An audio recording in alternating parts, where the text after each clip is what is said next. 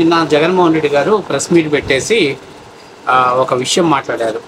ఏంటి అని అంటే, చంద్రబాబు నాయుడు గారు ఏ రోజైనా మీ అమ్మా నాన్న పేరు మీరు చెప్పుకున్నారా, లేకపోతే మీ అమ్మా నాన్న చనిపోయినప్పుడు మీరు తలకొరివి పెట్టారా, అలాగే నువ్వు కుటుంబ వ్యవస్థల గురించి కుటుంబాల గురించి మాట్లాడుతున్నావు అని చెప్పేసి మాట్లాడాడు జగన్మోహన్ రెడ్డి గారు. అంటే ఆయన మాట్లాడేటప్పుడు కూడా అధికారం పోయింది అనేటువంటి బాధ ఆయన కళ్ళల్లో స్పష్టంగా కనిపిస్తుంది. బాధ, ఆవేశం, ఉక్రోషం కళ్ళల్లో కనిపిస్తుంది. సరే, ఇప్పుడు ఆయన మాట్లాడిన దాని ప్రకారమే నేను ఒక చిన్న ఉదాహరణ చెప్తాను.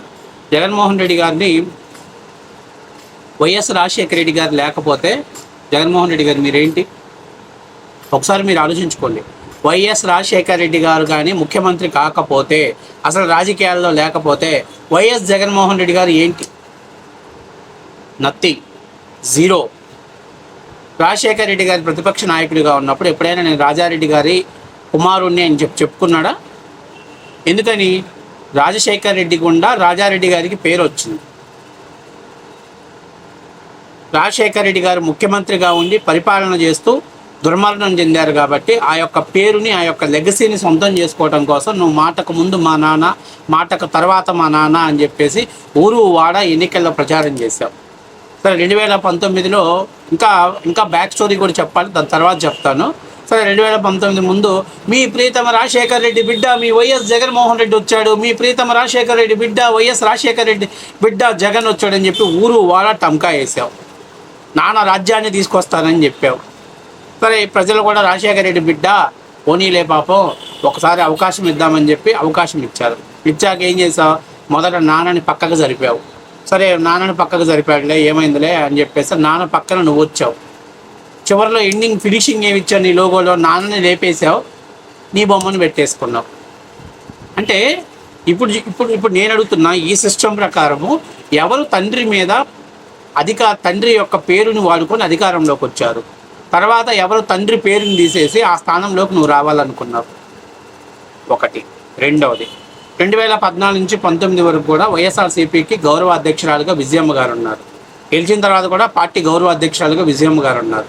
తర్వాత ఏం చేశారు? ఆమె చేత రాజీనామా చేయించారు. మీరు అధికారంలోకి వచ్చారు. ఎందుకు? ఎన్నికల ముందు రాజశేఖర రెడ్డి భార్యగా, జగన్మోహన్ రెడ్డి తల్లిగా ఊరు వాడ ప్రచారం చేయించుకున్న మీరు ఎన్నికలు అయిపోయిన తర్వాత ఆమెని ప్లీనరీ సమావేశాలకు పిలిచి ఆమె చేత రాజీనామా ఎందుకు చేయించుకున్నారు? గౌరవ అధ్యక్షురాలు పదవి నుంచి ఎందుకు తొలగించారు? అదేమనంటే కుటుంబంలో 2 సెంట్రల్ పవర్స్ ఉండకూడదు అంటారు. మరి 2014 ముందు 19కి ముందు ఎందుకు గౌరవ అధ్యక్షురాలు పదవి ఇచ్చారు ఆమెకి? ఆ రోజు అవసరం. రాజశేఖర రెడ్డి యొక్క ఫ్యాన్స్, రాజశేఖర రెడ్డి యొక్క అభిమానులు జగన్మోహన్ రెడ్డికి దగ్గర అవ్వాలి కాబట్టి, జగన్మోహన్ రెడ్డి గారికి దగ్గరగా చేర్చుకోవాలి కాబట్టి, అందుకని చెప్పేసి ఆ రోజు నువ్వు మీ అమ్మగారికి గౌరవ అధ్యక్షురాలు పదవి ఇచ్చావు. ఎన్నికలు అయిపోయింది, నువ్వు ముఖ్యమంత్రి అయిపోయావు. ఇక రాజశేఖర రెడ్డి గారితో విజయంతో పని లేదనుకున్నావు. అందుకే గౌరవ అధ్యక్ష పదవి నుంచి రాజీనామా చేయించావు.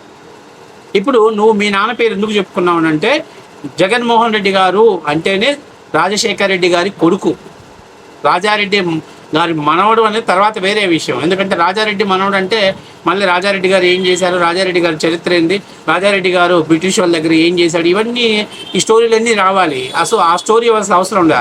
ఇప్పుడు వైఎస్ జగన్మోహన్ రెడ్డి అంటే వైఎస్ రాజశేఖర రెడ్డి గారి కుమారుడు. సో అంటే రాజశేఖర రెడ్డి యొక్క లెగసీని నువ్వు సొంతం చేసుకున్నావు. అందుకని చెప్పేసి మాటకు ముందు ప్రీతమ రాజశేఖర రెడ్డి బిడ్డ మీకోసం వచ్చాడని చెప్పి చివరికి ఎన్నికల్లో ఓట్లు వేయించుకున్నాక అందరు నోట్లో పెట్టావు. ప్రజలందరికీ అర్థమైంది, నెత్తి నోరు కొట్టుకున్నారు. ఏం చేస్తాం, ఎత్తుకున్నాం, 5 ఏళ్ల దాకా మనం ఏం చేయలేమని చెప్పేసి నోరు మూసుకొని ఉన్నారు.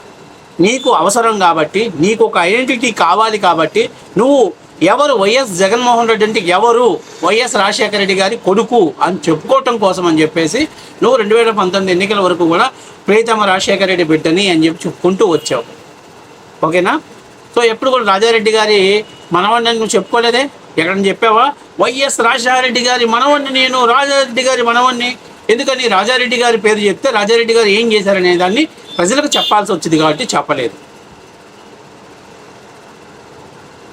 కాబట్టి నువ్వు వాళ్ళ లెగసీని ఉపయోగించుకొని ముఖ్యమంత్రి అవటం కోసం ఉపయోగించుకున్నావు. కానీ చంద్రబాబు నాయుడు గారు డిఫరెంట్ స్టైల్లో నుంచి వచ్చారు. ఆయన కాలేజీలో చదువుకుంటున్న టైంలో ఆయన రాజకీయాల్లో యాక్టివ్గా ఉండటం, ఆ తర్వాత రాజశేఖర రెడ్డి గారు వాళ్ళిద్దరు మంచి స్నేహితులుగా ఉండటం, కాంగ్రెస్ తరఫున టికెట్ రావటం, ఆయన ఎమ్మెల్యేగా చేయటం, మంత్రిగా చేయటం, ఆ తర్వాత చంద్రబాబు నాయుడు గారు ఎన్టీఆర్ గారి కళల్లో పడి ఎన్టీఆర్ గారు వాళ్ళ కుమార్తెని ఇవ్వటం, ఇవన్నీ కూడా ఆయన స్వయం కృషితో వచ్చాడు. ఇప్పుడు నారా లోకేష్ అనేటువంటి వ్యక్తి చంద్రబాబు నాయుడు గారి కుమారుని నేనని చెప్పుకుంటాడు. రేపు దేవాంశ్ అని చెప్పుకుంటారంటే నారా చంద్రబాబు నాయుడు గారి మనవన్ని, నారా లోకేష్ గారి కొడుకు నేను చెప్పుకుంటాను. సో చరిత్ర అక్కడి నుంచి స్టార్ట్ అయింది వాళ్ళకి. చంద్రబాబు నాయుడు గారు ఏ రోజు కూడా వాళ్ళ తల్లిదండ్రులు రోడ్డు మీదకి వచ్చి మా కొడుకు మమ్మల్ని సరిగ్గా చూడలేదని చెప్పలేదే. పోనీ చంద్రబాబు నాయుడు తమ్ముడు కూడా ఎప్పుడు మీడియా ముందుకు వచ్చి మాకు ఆస్తులు పంచలేదు, మా ఆవిడ మోసం చేశాడని అనలేదే. పోనీ చంద్రబాబు నాయుడు గారి తమ్ముడు కొడుకులు ఉన్నారు, నారా రోహిత్, వాళ్ళు ఎవరు బయటకు వచ్చేసి మా బాబాయ్ వాళ్ళతో మా పెద్దనాన్న మమ్మల్ని మోసం చేశాడని ఎప్పుడు మాట్లాడలేదే. ఇప్పుడు మన చెల్లెళ్ళే మాట్లాడినట్టు మాట్లాడలేదే. పోనీ గతంలో రాసినట్టు నారా రక్తాసుర అని స్టోరీ రాశారు, తర్వాత ఎన్నికల తర్వాత అది నారా రక్తాసురగా నారా రక్తాసుర అన్నారు మీరు, కానీ ఎన్నికల తర్వాత తెలిసింది ఏంటంటే అది మా సొంతోళ్ళే చేశారని మీ వాళ్ళు మాట్లాడుతున్నారు. అట్లాగే ఎప్పుడు కూడా చంద్రబాబు నాయుడు మీద ఎప్పుడు అలాంటి ఎలిగేషన్స్ రాలేదే. జగన్ రక్తాసురు అని తర్వాత సీన్ కట్ చేస్తే దాని వెనక కీలక పాత్ర ఉంది చంద్రబాబు నాయుడు అనేటువంటిది ఏం రాలేదే. చంద్రబాబు నాయుడు ఒక స్వయం కృషితో వచ్చాడు, కష్టపడి వచ్చాడు. ఆ రోజున్న పరిస్థితుల్లో ఆయన రాజకీయాల్లోకి వచ్చి నిలదొక్కున్నారు. వాళ్ళ తండ్రి పేరు చెప్పుకోవాల్సిన చోట చెప్పుకుంటారు. వాళ్ళ తండ్రి పేరు చెప్పుకొని అతని రాజకీయ జీవితాన్ని ప్రయాణం చేయాల్సిన అవసరం లేదు. కానీ మనకేందనంటే మన తండ్రి పేరుతోటే మనం రాజకీయం చేయకపోతే మనం సర్వే అవ్వలేం. కాబట్టి మన తండ్రి పేరు 100కి 10 సార్లు రాజశేఖర్ రెడ్డి బిడ్డని అని చెప్పుకున్నావు. నువ్వు నీ అవసరం కాబట్టి నీ రాజకీయంగా నువ్వు సర్వే అవ్వటం కోసం చెప్పుకున్నావు. ఇవాళ ఒకప్పుడు మా అమ్మ విజయమ్మ అనేది ఇలా విజయమ్మ అని అంటున్నావు. ఏంటని అంటే వాళ్ళతో ఇప్పుడు అవసరం లేదు మనకి. వాళ్ళ లెగసీ అంతా మనం సొంతం చేసుకున్నాం. ఇంక ఇప్పుడు వాళ్ళతో పని లేదు. రాజశేఖర రెడ్డి భార్య అయినా మనకు అవసరం లేదు. రాజశేఖర రెడ్డికి అత్యంత ప్రీతికరమైన ప్రేమ చూపించేటువంటి షర్మిల అయినా మనకు అవసరం లేదు. రాజశేఖర రెడ్డి తమ్ముడే అవసరం లేదన్నా ఇంకా తమ్ముడు కూతురుతో మనకేం పని. కాబట్టి ఇవన్నీ ఇంకా పర్సనల్కి వెళ్ళకూడదు. మన స్థాయిలో మనం ఏంటనేది ఒకసారి మాట్లాడుకుంటే మర్యాదగా మంచిగా ఉంటుంది. ఇంకా ఒక మాట మాట్లాడు, ఎప్పుడైనా తలకొరివి పెట్టావా ఇవన్నీ మాట్లాడావు. నేను ఒక మాట్లాడుతున్నా రాజశేఖర రెడ్డి గారు చాలా అత్యంత దారుణమైనటువంటి పరిస్థితుల్లో చనిపోయారు. అటువంటి చావు ఎవరికి కూడా రాకూడదు. మేము రాజశేఖర రెడ్డి గారిని వ్యతిరేకించిన వాళ్ళమైనా అటువంటి మరణం ఎవరికి రాకూడదు. కానీ ఆయన చనిపోయినప్పుడు యావత్ ఆంధ్రప్రదేశ్ మొత్తం బాధపడ్డారు. మేము కూడా బాధపడ్డాం. అదే రాజశేఖర రెడ్డి గారు పాపం అంత దారుణంగా చనిపోయారు. ఎందుకంటే ఆ ఫ్లైట్ క్లాష్ అవ్వటం, ముక్కలు అవ్వటం, ఏ ముక్క ఏంటో తెలియకుండా DNA టెస్ట్ చేసి ఓకే ఈ ముక్క రాజశేఖర రెడ్డి గారి దాన్ని ఐడెంటిఫై చేయటం, అసలు అది చెప్పుకుంటే చాలా బాధాకరమైనటువంటి బాధ. అది ఏ కుటుంబంలో ఎవరికి కూడా రాకూడదని మేము కోరుకుంటున్నాం. అది అట్లాంటి చావు రాజశేఖర రెడ్డి గారికి రావడం అనేది నిజంగా చాలా బాధమైనటువంటి విషయం. అటువంటి పరిస్థితుల్లో యావత్తు ఆంధ్రప్రదేశ్ మొత్తం కూడా బాధపడుతుంది. శోక సముద్రంలో మునిగిపోయి ఉన్నారు. రాజశేఖర రెడ్డి గారి కోసం కొంతమంది చనిపోయిన మాట వాస్తవమే. ఎందుకంటే కారణాలు ఏదైనా కావచ్చు. రాజశేఖర రెడ్డి గారు అనేటువంటి వ్యక్తి ఒకవేళ మేము వ్యతిరేకించవచ్చు. కానీ ఆయన కొన్ని నిర్ణయాలను ప్రజలకు కొన్ని సాహసోత్తర నిర్ణయాలు తీసుకున్నారు. అది మంచి జరిగేటువంటి పనులు, ఆరోగ్యశ్రీ కావచ్చు, మరి అది ఎవరు తీసుకున్నా ఏదైనా కావచ్చు, కానీ ఆరోగ్యశ్రీ లాంటివి తీసుకొచ్చారు. కాబట్టి రాష్ట్ర ప్రజల్లో కూడా రాజశేఖర రెడ్డి గారికి ఒక మంచి నేమ్ ఉంది.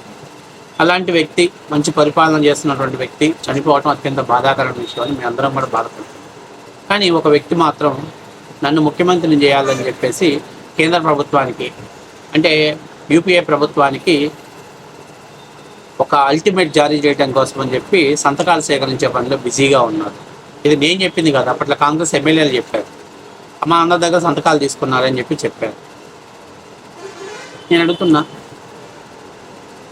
తండ్రి చనిపోయి అత్యంత బాధాకరమైన పరిస్థితిలో, అత్యంత హృదయ విధాకరమైనటువంటి పరిస్థితిలో ఉంది. కుటుంబంలో గుండె లగిసిపోయేలా రోధిస్తుంటే అటువంటి పరిస్థితిలో సంతకాలు సేకరించారు అంటే జగన్మోహన్ రెడ్డి గారు ఏమన్నారు? జగన్మోహన్ రెడ్డి గారు అటువంటి పరిస్థితి అయితే చంద్రబాబు నాయుడు తీసుకురాలేదు ఏ రోజు కూడా.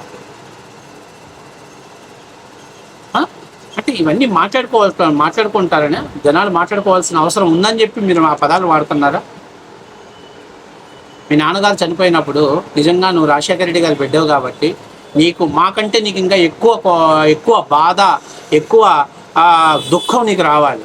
పరిగెత్తుకుంటా పోయి ఎక్కడైతే ఆ, చనిపోయారో, హెలికాప్టర్ క్రాష్ అయింది, అక్కడికి మీరు పరిగెత్తుకుంటా పోయి మీరు అవన్నీ కలెక్ట్ చేసుకొని మీరు వాటిని వెహికల్స్లో తీసుకొని వచ్చి ఇంటి దగ్గర తీసుకురావాల్సిన బాధ్యత మీ చేతుల్లో ఉంది. ఎందుకంటే ఒక తండ్రికి ఒక కొడుకు చేయాల్సినటువంటి కనీస ధర్మం ఇది.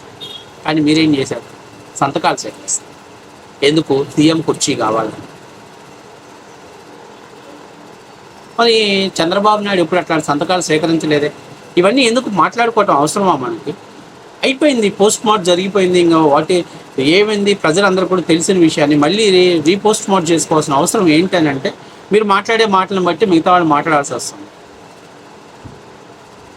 మీరు మాట్లాడే మాటలను బట్టి మిగతా వాళ్ళు మాట్లాడక తప్పట్లేదు. ఎందుకు అంత అవసరమా? అంత అవసరమా? మళ్ళీ వ్యక్తిగతంగా పోయారు, నా కుటుంబాల గురించి మాట్లాడారు, నా గురించి మాట్లాడారు అని చెప్పేసి మీరు అంటారు. ఇప్పుడు మీరు మాట్లాడింది ఇది ఎంతవరకు కరెక్ట్ సబాబు మీరు ఆలోచించుకోండి. ఇది మీకు ఇది మీ స్థాయికి అది అవసరమా? మరి గతంలో మన చరిత్ర ఏంటి, మన విధానం ఏంటి అందరం తెలిసిన విషయమే కదా. సరే, అప్పుడు ఎన్డీఏ గవర్నమెంట్, యూపీఏ గవర్నమెంట్ వద్దని చెప్పడం, ఏదైతే మొత్తం మీద ఆ సంతకాలు సేకరించడం, రిజెక్ట్ చేయడం, జగన్మోహన్ రెడ్డి జైలుకెళ్ళటం అయిపోయింది. అన్నీ అయిపోయిన తర్వాత 2014లో ఆంధ్రప్రదేశ్లో ప్రీతమ రాజశేఖర రెడ్డి బిడ్డ అని చెప్పి ఊరు వాడ ప్రచారం చేసుకున్నాం. ఒక 60 సీట్లు వచ్చినాయి. తర్వాత 2019లో ముందు రాజశేఖర రెడ్డి తమ్ముడు అత్యంత పాశవికంగా, అంటే మీ చిన్నాయన, మీ నాయన తర్వాత మీ చిన్నాయన్ని అత్యంత పాశవికంగా గొడ్డలతోటి 7 సార్లు నరికి చంపితే ఆ రోజు నువ్వు అక్కడికి వెళ్ళావు. వాడ మహిళలు, మీ చిన్నమ్మ, మీ చెల్లెమ్మ, మీ చెల్లెలు అందరూ కూడా గుండెలు అగిసిపోయేలాగా రోధిస్తూ ఉన్నారు, గుండెలు బాదుకుంటున్నారు. ఆ సీన్ ఇప్పటికి కూడా ఉంది. నువ్వు అక్కడే ఉన్నావు, నువ్వు మీడియా ముందుకు వచ్చావు. ఏం చెప్పావు? మా నాన్న మీద కూడా హత్యేను, నన్ను చంపాలని చూసారు, నన్ను కత్తితో పొడిచారు, తర్వాత నా దొరకపోయేసరికి మా చిన్నాయని చంపారు అన్నావు. నీ సాక్షి పేపర్లో నారా రక్తాసుర అని చెప్పి పెద్ద పెద్ద అక్షరాలతో రాశావు. అసలు ముందు ఆయనది పుణ్యపోటు అని చెప్పి మీడియాకి ఇచ్చింది మీరే. తర్వాత కాదు అది గొడ్డలిపోటు అని చెప్పింది మీరే. సరే, ఏది ఏమైతే జరిగింది. ఏం చెప్పి ఆ రోజు? ఈ ప్రభుత్వం మీద మాకు నమ్మకం లేదు, మాకు సిబిఐ ఎంక్వైరీ కావాలి, సిబిఐ ఎంక్వైరీలో మాకు నిజాలు తేలాలి అని చెప్పేసి అన్నావు. ఏపిచ్చారు. ఏపిచ్చిన తర్వాత నువ్వు ముఖ్యమంత్రి అయిన తర్వాత, ఎస్, మీ బాబాయిని చంపినోడు నిజంగా నీకు కసి కోపం ఉంటే, నిజంగా చెప్తున్నా, రాజశేఖర్ రెడ్డి తమ్ముడిని టచ్ చేసినోడు ఎవడైతే వాడిని వదిలిపెట్టకూడదని నీలో ఆ తపన నీలో ఉంటే ఆ కేసుని వేగవంతం చేయాలి, సంబంధిత బాధితులను అరెస్ట్ చేయాలి, తీసుకెళ్ళి లోపల పెట్టాలి, అవసరమైతే ఉరిశిక్ష విధించేలా ట్రై చేయాలి. ఆయన ఏం చేశావు? అంతకుల్ని కాపాడుతూ వచ్చి నీ సాక్షి పేపర్లో ఏం రాశావు? మా బాబాయికి సెకండ్ సెటప్ ఉంది, మా బాబాయ్ ఆమె దగ్గర ఉంటున్నాడు, ఈ ఆస్తి అంతా వాళ్ళకి వెళ్ళిపోయిద్దని చెప్పేసి మా నరెడ్డి రాజశేఖర రెడ్డి గారు అత్యంత దారుణంగా చంపేపించారు అని చెప్పేసి నీ దాంట్లో రాశావు. ఇంకా మీ బాబాయ్ క్యారెక్టర్ గురించి అనేక సార్లు నీ సాక్షి పత్రికలో, నీ సొంత డబ్బులు, మీ భార్య చైర్మన్గా ఉన్నటువంటి సాక్షి పత్రికలో నువ్వు కథనాలు రాయించావు. సిగ్గనిపించలేదా జగన్మోహన్ రెడ్డి? ఇంతకంటే విలువ తక్కువ ఎవరైనా ఉంటుందా? ఇంతకంటే నీచమైనటువంటి పని ఏమైనా ఉంటుందా? కేవలం శత్రువులైనా కూడా మీ బాబాయిని ఒక్కసారి నరికి చంపారు. నువ్వు దాదాపుగా 5 సంవత్సరాలు మీ బాబాయ్ క్యారెక్టర్ని, మీ బాబాయ్ వ్యక్తిత్వాన్ని చంపుతూ వచ్చావు నీ పేపర్లో. నీ చెల్లెల మీద నేను నిందలేసావు. మరి ఎవరు కుటుంబ వ్యవస్థల గురించి గౌరవిస్తున్నారు, ఎవరు కుటుంబ వ్యవస్థలను విలువలు ఇస్తున్నారు? ఆ రోజు ఓపెన్గా సునీతారెడ్డి గారు స్టేట్మెంట్ ఇచ్చేశారు. మా నాన్నని చంపింది బాబాయ్ అంటూ మా వెనకాల తిరుగుతున్న వాళ్ళే నేను చెప్పిన తర్వాత కూడా నీలో రియలైజ్ అవ్వదలుచుకుంటే, దాని మీద 5 ఏళ్ళు కేసు దర్యాప్తుని వేగవంతం చేసుంటే ఈరోజు ఈ పరిస్థితి వచ్చేది కాదుగా. ఆ అమ్మాయి రోడ్లు పట్టుకొని తిరిగే పరిస్థితి వచ్చేది కదా. తప్పు చేస్తే జైలుకి వెళ్ళేది, తప్పు చేయకపోతే ఎవడో తప్పు చేశాడో వాళ్ళకి పనిష్ పడేదే కదా. మరి ఎందుకు నువ్వు చేయలేకపోయావు గత 5 ఏళ్ళు? ఏంటి దాని కథ ఏమిటి? నువ్వు కుటుంబ వ్యవస్థల గురించి, వ్యక్తుల గురించి మాట్లాడుతున్నాను. ఇవన్నీ ఏంటి? వీటి గురించి ఎవరు ప్రస్తావిస్తాడు?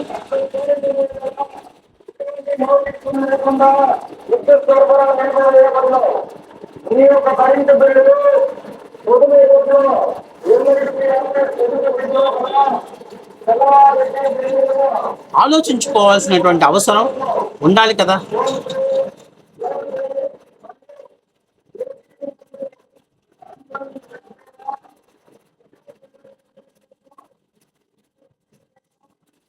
ఆలోచించుకోవాల్సిన అవసరం ఉంటుంది కదా.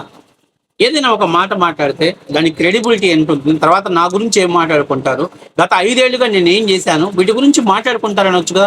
మాట్లాడితే ఐటీడీపీ వాళ్ళు మాట్లాడారు, తెలుగుదేశం పార్టీ సోషల్ మీడియా, ఎందుకు అంత భయం నీకు?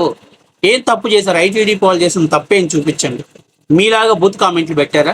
మీలాగా అసభ్య పదజాలాన్ని వాడారా? మీరు ప్రభుత్వం మీద ఫైట్ చేశారు. నువ్వేమంటావు? అఫీషియల్ స్పోక్ పర్సన్ నన్ను భోషడికే అన్నాడని చెప్పి ఈరోజు కూడా చెప్పి ఏడుస్తుంది. ఎప్పుడో అయిపోయింది అది. దాన్ని మళ్ళీ ఇవాళ తీసుకొచ్చి నన్ను భోషడికే అన్నాడు అని చెప్పి ఈరోజు ఏడుస్తున్నాం. మరి ఈ చేసే పనులు చేసే వాళ్ళందరినీ ఏమంటారు? ఇట్లాంటి పనులు చేసేవాళ్ళని ఏమంటారు చెప్పండి. కాబట్టి మీరు విజ్ఞతగా గౌరవంగా మాట్లాడాలి. మీ కుటుంబంలో నీ కింద ఇంత ఇంత పెట్టుకొని నువ్వు చంద్రబాబు నాయుడు గురించి మాట్లాడితే, చంద్రబాబు నాయుడు గారిని అభిమానించేటువంటి నాయకులు కార్యకర్తలను ప్రశ్నించరా? ఈ పదాలన్నీ మాట్లాడరా? మాట్లాడితే మళ్ళీ నువ్వు నా కుటుంబం గురించి మాట్లాడారు, నా గురించి మాట్లాడారు అని చెప్పి నువ్వు బాధపడితే ఎట్లా? నువ్వు అనడం ఎందుకు, మళ్ళీ అనిపించుకోవటం దేనికి? ఇదేమన్నా సక్రంగా ఉండి అంతా నీట్గా ఉంటే అవతలోడి గురించి నువ్వు బురద తల్లినా పర్లే. నీది నువ్వు కడుక్కొని తర్వాత ఎదుటోడి గురించి మాట్లాడితే బాగుండు. నీదే కడగలేనంత ఉంది, మొయ్యలేనంత భారం ఉంది నీకు. నువ్వెందుకు ఎదుటోడి గురించి మాట్లాడుకొని వాళ్ళకి నువ్వే సబ్జెక్ట్ ఇస్తావు?